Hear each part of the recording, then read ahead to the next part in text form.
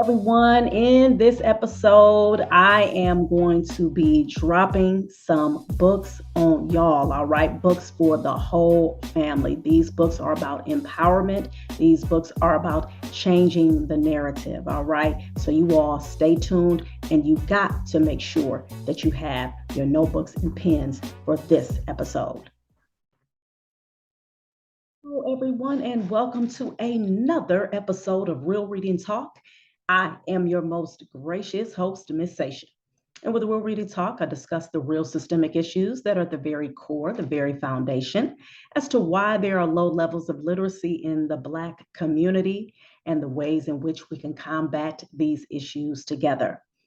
I welcome you all again. Oh my goodness. I love the fact when I see my newbies in the house. I appreciate you all so much for subscribing to my YouTube channel where I upload these episodes. My YouTube channel is Reading is Freedom. Also, you can listen to these episodes on Apple Podcasts. I'm so happy that I'm able to say that now. Before I was reluctant to say that because I wasn't for sure if they were getting uploaded to Apple Podcasts. So shout out to Miss Ebony Donnelly for informing me about that, letting me know that this is Apple Podcasts is where she listens to Real Reading Talk, and I was like, for real? I'm like, it's on Apple Podcasts. I thought it was just on Google, Spotify, Anchor, and then some other ones that aren't very well known. And so when she said that, I was like, oh, shoot. I'm like, okay, so now you guys, for y'all folks who have those iPhones, you all can listen on Apple Podcasts as well. And of course, again, to my old heads, thank you for rocking with me. Thank you for sharing the podcast.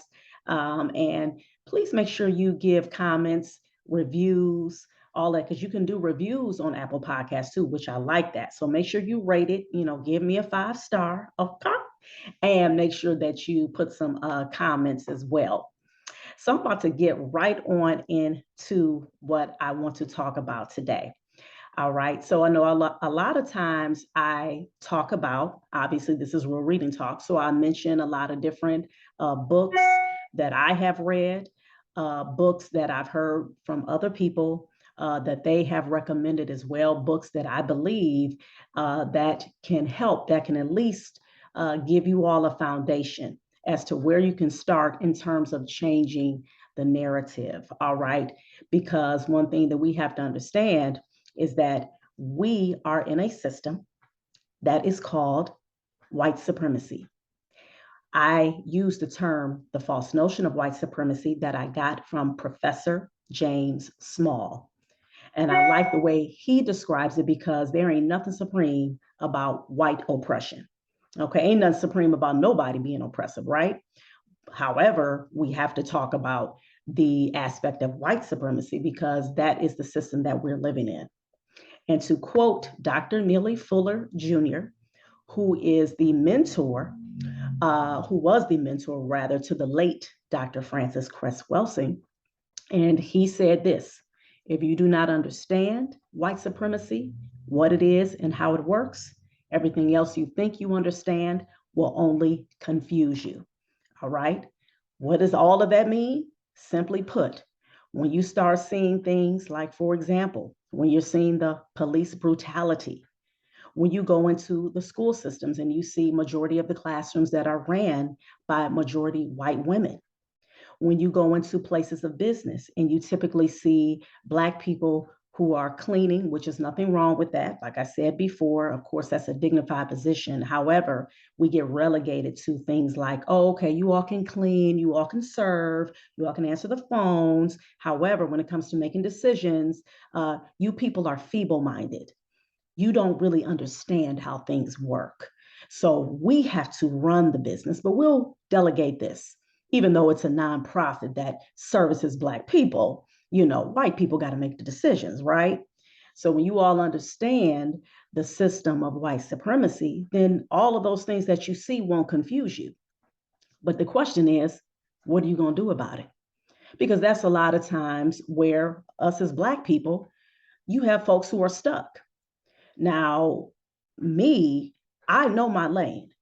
My lane is literacy and Black people, empowering our folks to get into reading and to learning about yourself, having confidence in who you are, trusting who you are, okay, getting back to the core, the roots, the values that you know that your ancestors implanted in you. It's just that a lot of things got dismembered. All right. And so now, what my job and what I do in my lane is I help to remember, I help to put things back together. And my way of doing that is through the literacy space. Okay.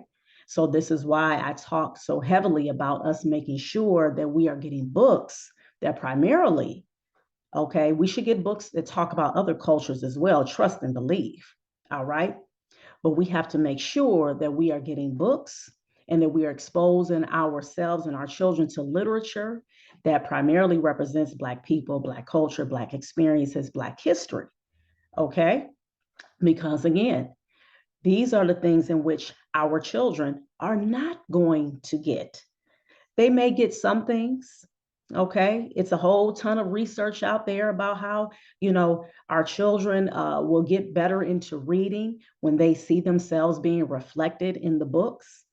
But when you still go into these classrooms, which I know a lot of you are still experiencing right now in 2022, after all the research, after all the folks that they got in there to talk to everybody about, yes, see, the studies have shown that when Black children, when they see themselves represented in the books, then, this is when it's going to engage them and they're going to get more into reading. Or when they see the Black person who is the teacher in the classroom, then yes, they have a higher chance of graduating and their self-esteem. You hear all the research, right? All the studies are being done. But then still, when you go across the classrooms here, whether it's Cleveland, whether it's Baltimore, whether it's Brooklyn, you know what I'm saying? Miami, wherever it is you go across this country, you still are going to see the same things. You'll see a few Black, they'll hire, oh, yeah, we have an influx of Black teachers that we got, Black male teachers that we got. And then you look at the curriculum, you like, damn, man, y'all still saying Columbus Day? Because I know y'all check right on this calendar. They still say Columbus Day. Now they'll put a slash and say Indigenous Peoples Day. But why in the hell you got Columbus still even on there? They still can't even get rid of that after all of the research, after all of the information that we know. You know it on a basic level. You got people who studied and understand what that devil Columbus did, because he actually left diaries and stuff behind. He left writings behind of the torturous things he was doing to the indigenous folks. Okay, he left the information for us. All right, but folks still want to have that put on there on the calendar. We're not going to say Columbus, we're going to say Discoverers Day. Okay, what do you mean Discoverers Day? So who are you talking about though? Because the people who are already here, there was nothing to discover. They already were natives to this land. And as we know, there are people who are of African descent. You go and read the book, They Came Before Columbus by Dr. Ivan Van Sertima. He talks about that as well, the Black presence as well here in the Americas, okay? In the mainland, all right? So with all of that being said, again, we have to do what we can. And remember, there's always things that we can do. Don't ever get hopeless. And that's one of the things that I am big in terms of impressing upon you all who are listening. Don't get hopeless. All right. You make sure that you always believe there's something you can do. And just like I said, I have my lane. I want you all to think about what's your lane, what's your niche, and implant that in your children. Your children should always be guided into what is their niche. That's why it's very important for us to do what? Pay attention to our children. It's important for us to do what? Interact with our children, engage with our children so that we can help better guide them into what is their niche. What things do they do that they love to do and they do well? Okay, that brings them life, that brings them joy. Okay, all of our babies ain't gonna be rappers. Okay, all of our babies, you know what I'm saying, are not gonna be dancers or entertainers. Okay, Nothing wrong with those things. Is that, again, if you rapping and you're rapping about things that are positive, the skill that it takes to put some dope lyrics together, okay, those analogies, those metaphors, all those different things, making those connections to other things and making it rhyme. Oh no, that is a skill that's phenomenal. That our people, a lot of our people have mastered that skill. So ain't nothing wrong with that, because you have to be well read, right, in order to be a great rap artist. But again, like I said, that's not the only thing. Our children don't have to always dribble a basketball. They don't always have to throw a football. All right. So again, we have to make sure that we are finding out what our children are great at and what brings them joy, and that they do well. Okay. So with this episode, what I wanted to do, I said I'm going to really, really hone in on making it practical, because this is going to be not only an audio podcast, this is visual, okay? Now, for those of you who are listening, you can actually, obviously, you're going to hear what I'm about to say, because what I'm going to do is I'm going to show the books that I've read and the books that I recommend, and just give you just a little, brief um, summary, if you will, extremely brief, because it's about 18 books that I want to show you guys, okay? But I just wanted you all to start somewhere, because a lot of times people, and sometimes I have to remember that just because I'm exposed to certain things, and there are certain things in which I listen to, there are things that I read, that does not mean that a lot of Black folks out here are doing the same thing. Okay, and you could be Black folks who are conscious. You're trying to, you're trying to wake up, you're trying to, do different things to make sure that you're like, you know what, I love my Black self.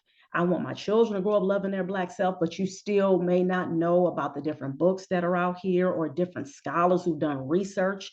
So what I decided to do, I said, well, let me dig in my own library and just show you some books that you can start off with. So first, what I'm going to do is start off with this book right here. Okay. And I've talked about this book and reference it a great deal. All right. The Developmental Psychology of the Black Child. All right. And this is written by Dr. Amos Wilson. Okay. So, and I'm showing the book too, because sometimes what people like to do, and this is great, do a screenshot. Okay. So that you all can implement these books in your libraries. All right. So this book right here, written by the phenomenal researcher, scholar, activist, author. Okay. And so he just talks about, again, the developmental psychology of the Black child, in terms of how our Black children have special, unique needs that have to be addressed in order for them to grow up in a way where they have a healthy mindset. Okay. So a lot of times when I talk about in terms of the confidence that our Black children must have, and also being inundated with a positive, nurturing environment, these are the things in which I got from him that he talks about. All right. So I mean, he literally, just like when I was talking on, I went right to that page too. Wow. When I was, me and Ebony, we were having our conversation in our last episode, and we were talking about the benefits of writing. And then, I mean, he talks about in here how that damage to the brain that somebody can experience physically, okay, and how it can, limit your creativity, okay, it can cause difficulty in solving verbal problems, all these different things that we see in a lot of our children. He talks about how the racism, the oppression, the issues that we have in terms of the economic oppression that we deal with in the Black community, all of that can contribute to brain damage. Okay, so that's not some physical brain damage, but all of those things that I mentioned, that's dealing with societal brain damage that our Black children are faced with. All right. And so he, of course, he gives the research, and he also gives solutions. So that's what I'm about. All right. So this is the first book. All right. All right. So I'm going to stack that right there. The next one right here, bam. All right. This one, y'all already know. I didn't reference her so many times. She's my virtual mentor. Okay. She just don't know it, y'all. My plan, I'm going to meet that lady. Okay. I'm going to meet Miss Sister Mrs. Dr. Joy DeGrew. Okay. All right. Inshallah, God willing, mark my words. All right. So she wrote the book Post Traumatic Slave Syndrome, America's Legacy of Enduring Injury and Healing. That's what I love about this book. All right, I'm starting to read this book again, and this is actually the revised version. So I read her other, the one before her first version. So I'm going to be reading this edition. Okay, so right here, oh man, she's a phenomenal storyteller too, y'all. I just love how she'll give the research and then she'll give these stories, and she just does it in such an elegant, engaging way where you just like, and you like, man, well, you was like you were there. Okay. And so, but she just breaks down in terms of a lot of the different things that we have passed on in the Black community as culture. But she breaks it down and says, oh, no, no, no, no. That is a maladaptive behaviors, okay, that we have put in our community so that we can survive a toxic hell like slavery that our ancestors endured. Okay. So, she gives the famous story where she talks about how the Black mother and the white mother, and how, the white mother, the Black mother starts telling the white mother, oh, yeah, I heard your son is doing great, what I'm saying, school. And both of them had their sons sitting on either side of them. Okay. On both sides. So you had the white mom and then her son, and the Black mom and her son. And so then the Black mother, she's telling, oh, yeah, I heard your son is doing excellent, and then the white mother, she starts talking about, oh, yes, he's doing phenomenal. And, he's in the talented, and gifted class, and his uncle is an astronaut. See, I know this story, honey, y'all, because I didn't heard it many times and I didn't read it. Okay, I love this example. So let me get back to it. And so the white mother, so she's basically, she feeling all good about herself. She's like, oh yes, my son, he's the bomb, right? But then she thought for a minute. She's like, wait a minute, your son, he's doing better than my son. He's excelling. He's doing great. The Black mother immediately says, oh, girl, nah, that boy, he a mess. I had to go off on him the other day.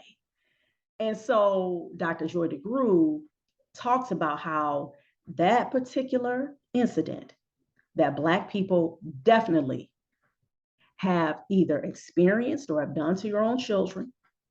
She said that goes back to the slave plantation. What does it go back to? Now take it back to the slave plantation. You had the mother. She's picking cotton, cleaning up, whatever it is she doing for the stinking enslaver. He comes over, the enslaver, the master, and he tells her, he said, I notice, your boy, he looks like he's doing well. He looks like he's coming along really well. And the Black mother immediately retorts with, oh, no, no, sir. No, no, no, no, no. He's shiftless. He's lazy. He don't know what he's doing. He always moving slow. I always got to correct him. No, sir. No, no, boss. The reason why she does that, because she knows that master will try to sell her son.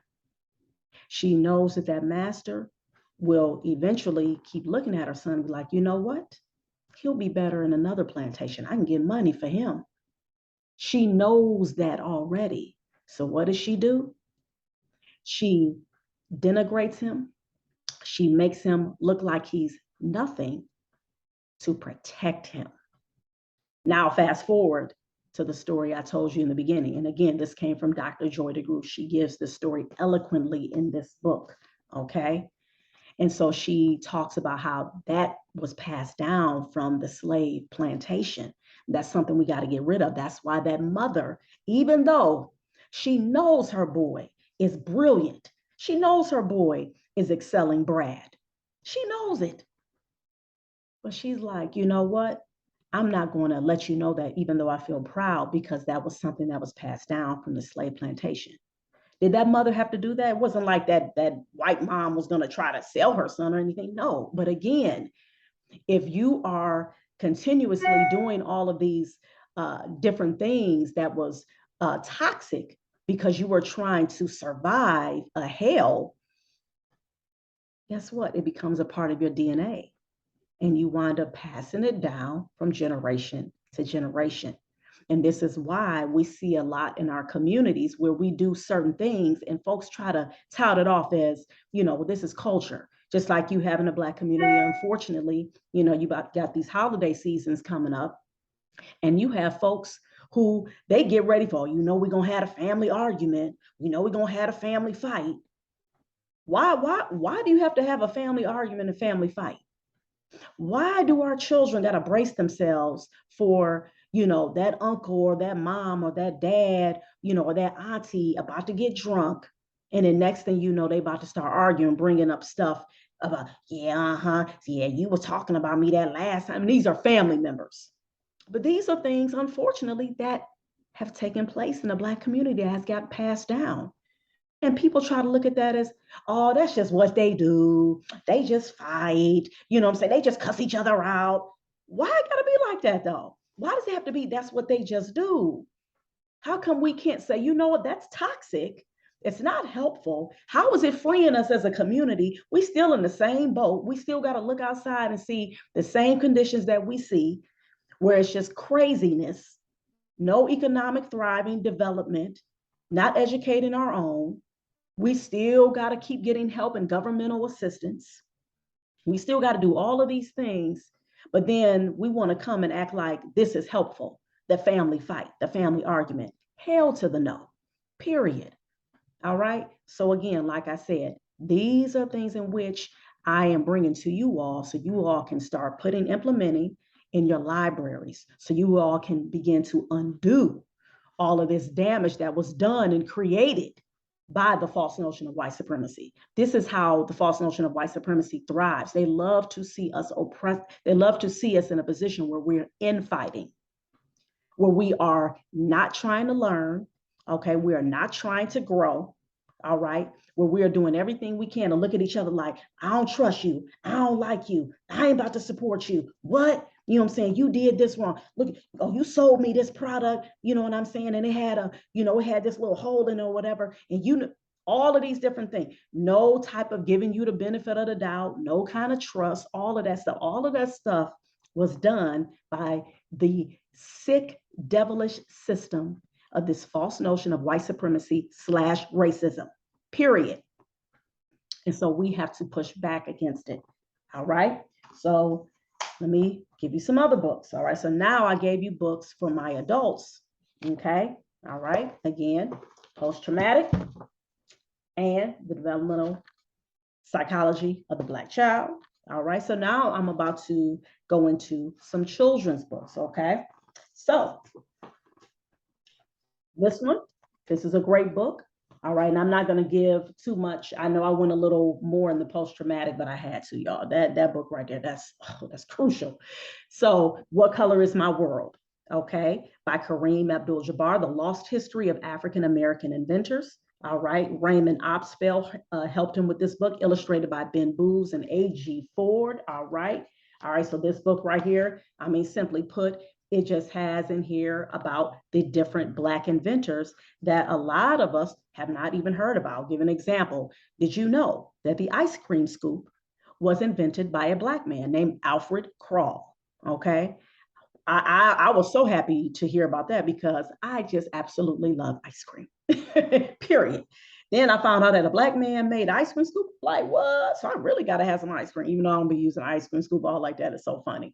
I just get my spoon, whatever. But anyway, sidebar. But yeah, so this book right here talks about that, all these different inventors, the 3D concept of the 3D glasses that was made by a Black woman, Dr. Valerie Thomas. I think she may even still be living. Yeah, she is. Yep, Dr. Valerie Thomas, illusion transmitter. So right here. Okay, awesome. I turn right to her page. Ooh, love it. All right, so right here, this book, please add this to your library, okay? This book right here, great book, all right? This book, J.D. and the Great Barber Battle, written by J. Dillard, illustrated by Akeem S. Roberts. This is a great book for our, I would say, second, third, fourth, fifth graders. I mean, well into middle school. This book is a great chapter book. It talks about the main character is J.D. and how he started with becoming a barber. Okay. And so great story, entrepreneurship, family, all of those things, man. I just absolutely, and then it, got the grandparents in there as well, which is something that we know in the Black community. We understand very well how the grandparents, the great grandparents, they are the ones, are the rocks, they are the foundations. Okay. So I love that. I love everything about that book. All right. This book right here. All right. The Unspeakable, the Tulsa Race Massacre, all right, written by Carol Boston Weatherford, illustrated by the late Floyd Cooper. Oh man, every time I just see his name, because he died, I believe it was last year, y'all. And yeah, so, but with all of that being said, this book right here, it talks about Black Wall Street. Okay, it talks about how Black Wall Street got started, and it also talks about how it was destroyed again by what? The false notion of white supremacy. Okay, so this is a great children's book. And the one thing I'm going to tell you all real quick with the children's books, a lot of times use those children's books to talk about history. You don't always have to go to a big, thick scholarly journal or some type of scholarly thick 900-page book. Start off with books like this, and you will learn a lot, okay, from these children's books. Shout out to my sister friend Rukaya. She had mentioned that before too, and how basically with a lot of these children's books, they give a lot of great information, a lot of great lessons.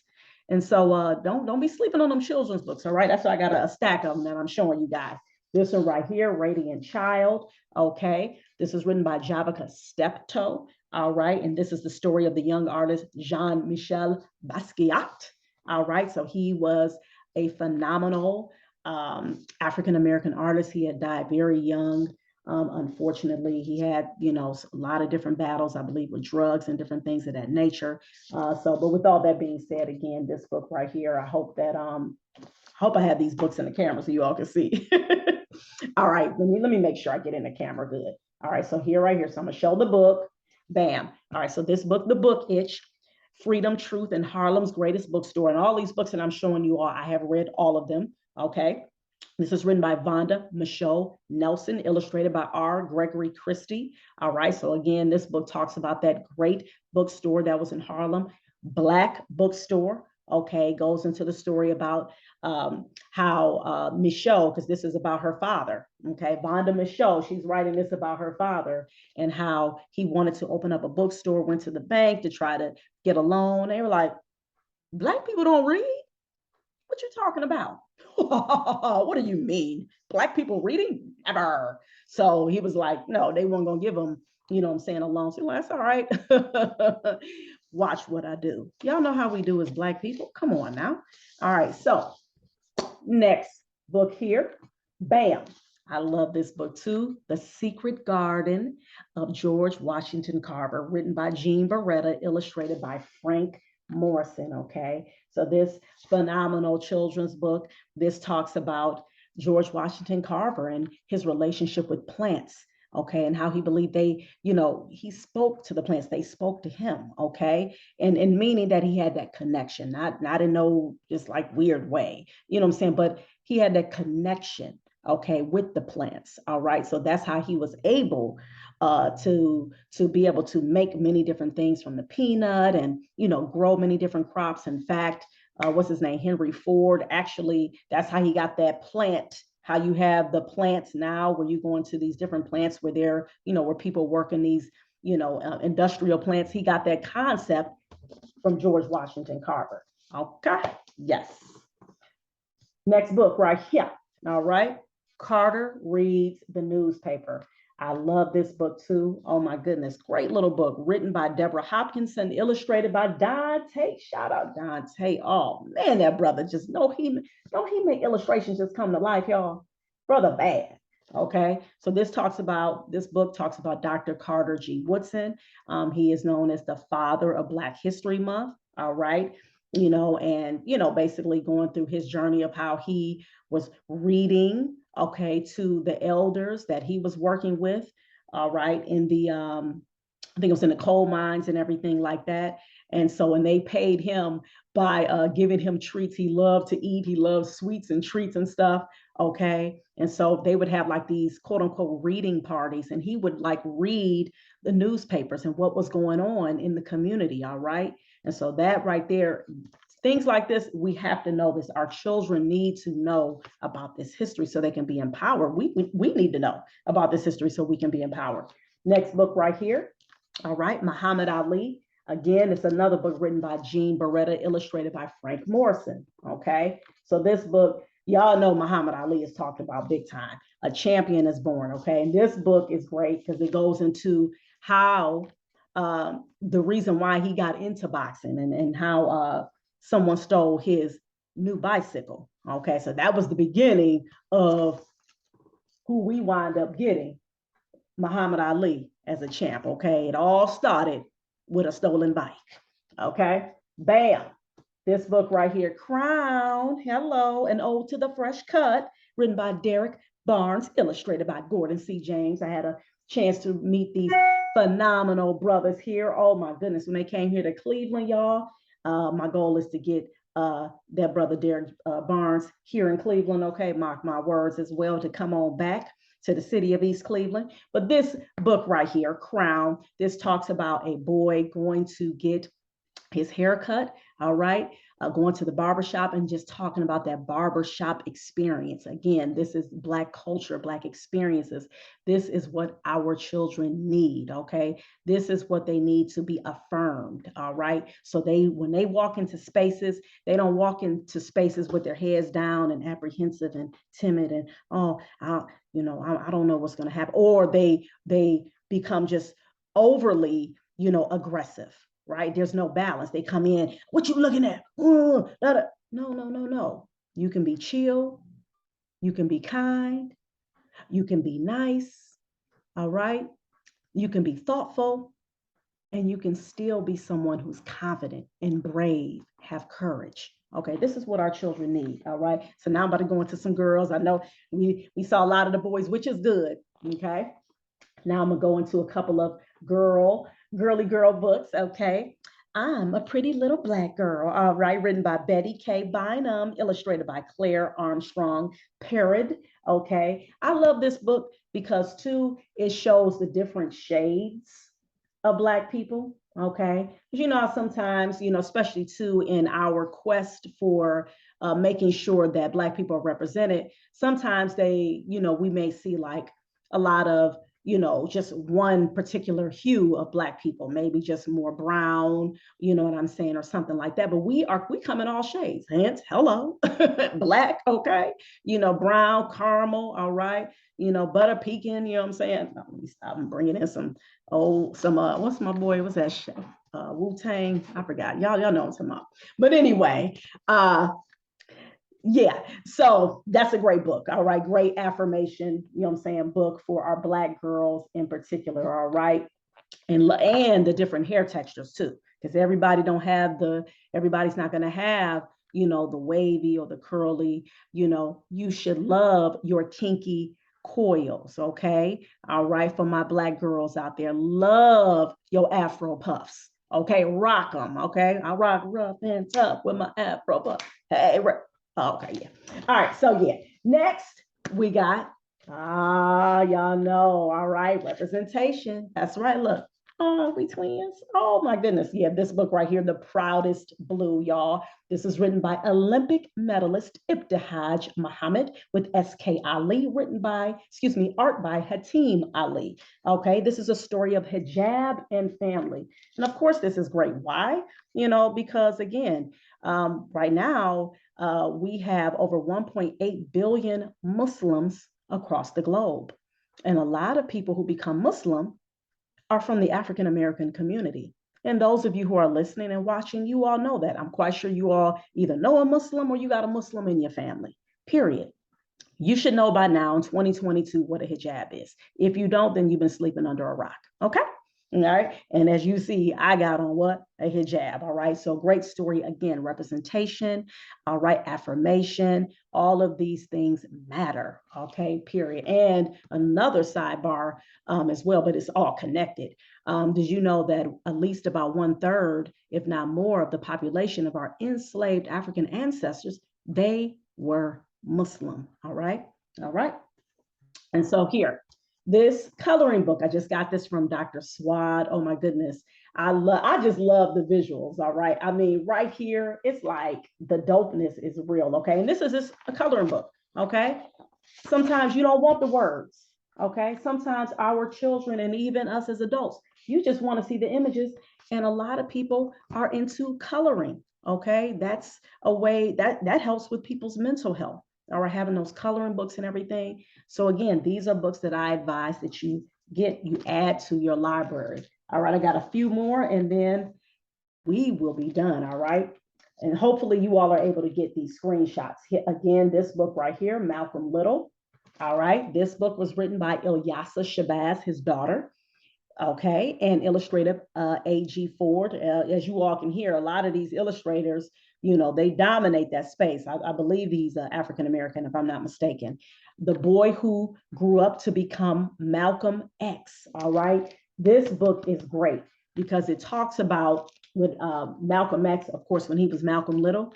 It talks about his parents, Earl Little and Louise Norton Little. Okay, his foundation, his roots, how he became such a powerful orator. He got that from his daddy.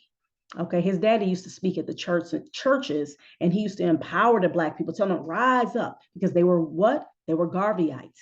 Okay, these were people who had followed the teachings of Marcus, the Honorable Mosiah Marcus Garvey.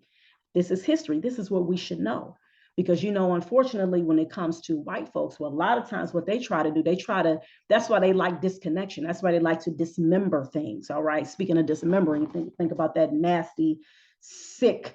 I hope y'all ain't watching that either. That old sick, I don't even really want to mention the name, but that person who was eating folks. Okay. All right. He was a devil. I ain't even gonna call him a person, but majority of the people who were getting eaten were Black folks. But guess what? That again, that goes back into slavery, all of that, Black folks being consumed, I'm saying, literally consumed by those parasites, the sick, devilish, twisted, demented mentality of that false notion of white supremacy. If you ain't a white person who on John Brown stuff, John Brown, he was the one who was galvanizing Black folks to rise up against the enslavers and kill them. And y'all know they lynched him for that, right? They don't play that. They're like, oh, no, no, no, no, no, no, no. You ain't gonna never team with them with Black folks, and you white. John Brown was white. He was a white man who was a rider. Please go and look him up, okay? He was down for our people. All right, here we go. The Undefeated, okay, written by Kwame Alexander, illustrated by Kadir Nelson. All right, I mean, the visuals, bam. I mean, and Kadir Nelson, I mean, please, I don't know, y'all. His artwork, I mean, it's like, dang, man. I mean, did you get every detail? Like the sweat, everything? Yeah. You know what I'm saying? This book right here, I mean, phenomenal. Let me just open it real quick. A lot of you probably, I mean, look at the dopeness. Okay. But again, this book just goes into the journey of how Black people, how the resilience, how we're able to overcome all of the sicknesses. And I'm not saying that we need to go through all these sicknesses to be resilient, because we shouldn't have to go through all that. That's why, again, I went back to talking about post-traumatic, okay? We should not have to deal with all of this hell-bound trauma. And then we like, yeah, see, we rose up. That's what we used to. We got to stop that for real. We have to stop that. That's why we have to change how we're doing in our communities and our families, okay? We cannot get our children accustomed to toxicity and then pray and hope that they turn out to be the undefeated, okay? Because the stories don't always end like that for Black people either, because that's why that's anti-human to have a person go through just toxic hell, All right. And then be talking about, okay, so now you gotta, all right, so now you about to get up and be resilient. No, you have folks, man, who went through that toxicity and they got mental issues. They literally are dealing with a lot of stuff. Okay. So yeah, so that's why, again, I'm saying we have to be intentional about making sure that we are creating a foundation of a healthy mindset. And in these stack of books that I showed you, this is like a total of 18, I believe, that can be a place where you can start. And I'm going to end on this note right here. This book I just received from Dr. Swad. Again, she has been an awesome donor to our organization, ABC Read. This book right here, fun book, y'all. End with this. This book, oh my goodness, The World Belonged to Us. I just read this last night to my son, Yusuf, and it's written by Jacqueline Woodson, phenomenal African-American author, illustrated by Leo Espinosa. Okay, so this book, it talks about how, they were doing all these different, activities outside. It takes place in Brooklyn. And, but the storyline in terms of the double Dutch, in terms of getting your hair, done right here. Okay, I love this one, right? With the little girl, she gets her hair straightened, she gets it curled, but then she talks about how when she went outside and it was hot outside, so they were playing, because this is a story talking about them getting ready for, school is over, no more having to study and all of that type of stuff, right? No more books. And they are outside kicking it, doing the fire hydrant and everything, and her hair gets wet. All right, so it went from hey, curly to bam, back to its natural state, and she's still looking good. All right, so with all that being said, woo, that's it, y'all. That's what I have for you all this episode. I hope that this was beneficial. I hope this is a way that can help you springboard into changing that mindset, that narrative in your home. And you see with all these colorful books, right? These books, oh my goodness, who wouldn't want these books in their library? Black people, man, we are just dope. All right. We have a lot of talents, creativity, we beautiful, all of the above. Okay. And you make sure that you own that. And all of that is a blessing from Allah, a blessing from one God. Of course, again, for those of you who don't know, I say Allah, but I also say one God, because so you all can know that's what I mean. Not, Allah is not separate. So I know sometimes people think, well, see, that's a separate God. No, it's just Arabic for one God. Even the Christians, okay, in Saudi Arabia, who speak Arabic, guess what? They call God Allah. All right. It's just Arabic for one God. So, with all that being said, you all, that's it. That's what I have for you all. And please, please remember to keep putting that 30 minutes a day in your reading. All right. Making sure your children see you read, for my adults out there, and making sure you have the kids read to you. All right, as well. So you all take care. And thank you all for listening to episode 39, season 2 of Real Reading Talk. I am your most gracious host, Miss Sasha. Thank you. Peace.